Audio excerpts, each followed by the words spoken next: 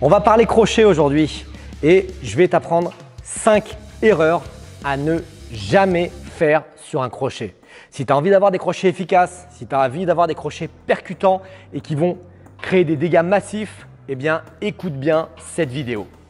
Avant de rentrer dans le vif du sujet, eh bien je t'invite à recevoir dans ta boîte mail la version numérique de mon livre Défendez-vous. C'était un best-seller sur Amazon. Tu peux recevoir la version numérique en cadeau, plus plusieurs vidéos pour pouvoir apprendre à te défendre dès maintenant. Si tu es intéressé pour recevoir ce cadeau, eh bien tu trouveras toutes les informations sous la vidéo. Alors, le crochet, c'est une arme extrêmement intéressante puisque c'est une arme à distance proche. D'accord?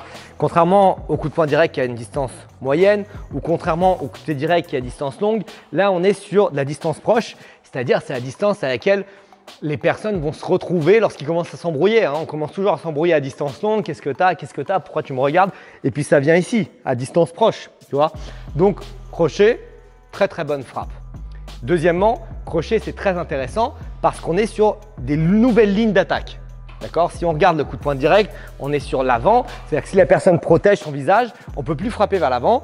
Et donc, on va ouvrir des nouvelles lignes sur le côté pour pouvoir frapper en crochet. Donc, c'est vraiment une frappe à connaître, une frappe à maîtriser. Point négatif, c'est que ce n'est pas facile à donner. D'accord? Il y a plein de petits points techniques et tu vas voir notamment dans cette vidéo 5 erreurs à ne pas faire. Sois bien accroché parce que ce n'est pas évident de donner un crochet technique, propre et efficace.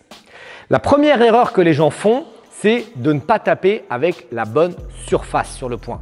D'accord? Donc, en général, si jamais, tu vois, si je ferme le poing et que je tape avec ceux-là, 4 et 5, parce que par exemple en boxe traditionnelle, on va donner le crochet ici, mais la boxe, tu as un gant autour de la main, donc tu peux frapper éventuellement avec 4 et 5. Ce n'est pas très grave, tu es protégé. Il y a la mousse, il y a les bandes, il y a le gant, il y a tout ce que tu veux.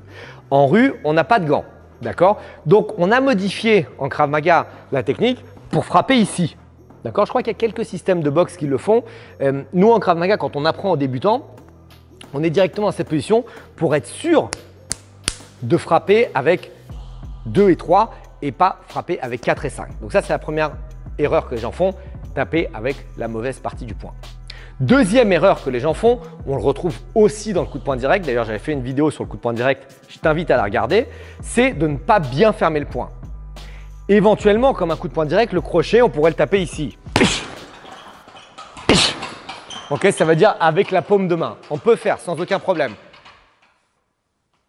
Et tu résous tout de suite le problème de la position du poing, paume de main. Mais si tu veux faire avec le poing fermé, il faut fermer les 3 phalanges et mettre le pouce dessus vers le bas pour renforcer au maximum le poing. D'accord? Donc, l'erreur numéro 1, c'était la position. L'erreur numéro 2, c'est de ne pas serrer le poing correctement et de se faire mal au poignet. Erreur numéro 3, c'est l'alignement de ton poignet. Donc, tu vois qu'on est toujours dans cette zone-là. On a parlé des méta, on a parlé du poing, maintenant on parle du poignet. Et parfois, les gens, je ne sais pas comment on va montrer sur la vidéo, mais si ça c'est la surface de frappe, parfois les gens quand ils frappent dans la surface de frappe, le poignet n'est pas droit, tu vois, et donc ça va appuyer fort ici et on est sur des douleurs de poignet qui sont très douloureuses et où un débutant va venir frapper une fois son crochet dans le sac, tout de suite il va venir voir l'instructeur en disant ah, j'ai très mal au poignet, je ne sais pas pourquoi, etc. C'est parce que le poignet n'est pas aligné avec l'avant-bras, d'accord? Et un crochet, c'est comme un coup de poing direct, mais sur le côté. Ça veut dire que tu vois, là, j'ai le coude plié, le bras qui est tendu, le bras qui est vers l'avant, bien aligné. Si jamais je tends mon coude, on est quasiment comme un coup de poing direct. C'est-à-dire que mon poignet, il n'est pas comme ça. Un coup de poing direct, si je tape comme ça, je m'explose le poignet. Donc, il faut vraiment faire attention que ton poignet soit dans la bonne direction. Et parfois, pour améliorer ça, si ton poignet est ici, il suffit d'avancer le coude et tu as le poignet dans la bonne direction. D'accord? Donc, on a parlé de la première erreur, deuxième erreur, troisième erreur, quatrième erreur, on arrive sur le coude. Le coude, eh bien, la majorité des gens font l'erreur d'avoir le coude vers le bas et ça donne des crochets comme ça.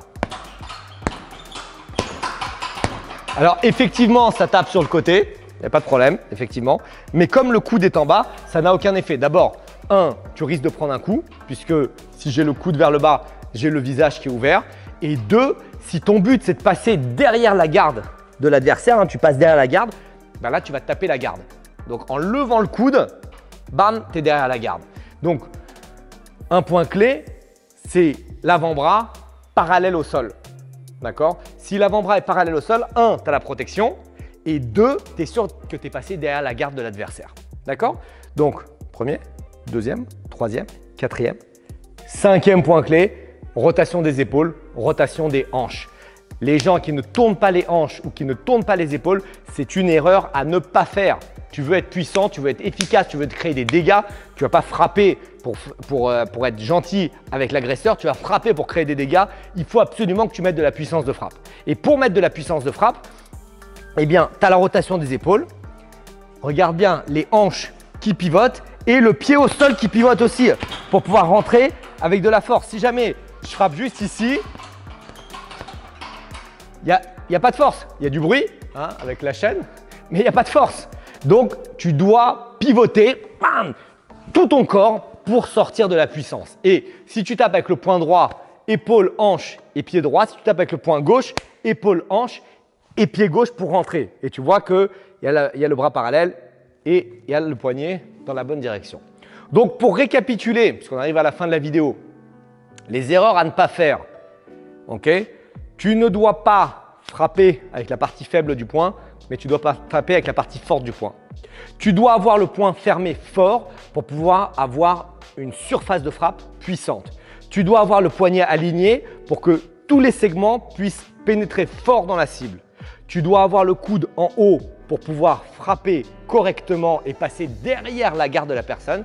Et dernière erreur à ne pas faire, ou dernière chose que tu dois faire, tu dois pivoter les épaules, pivoter les hanches, pivoter le pied d'appui pour sortir de la puissance de frappe. Ok?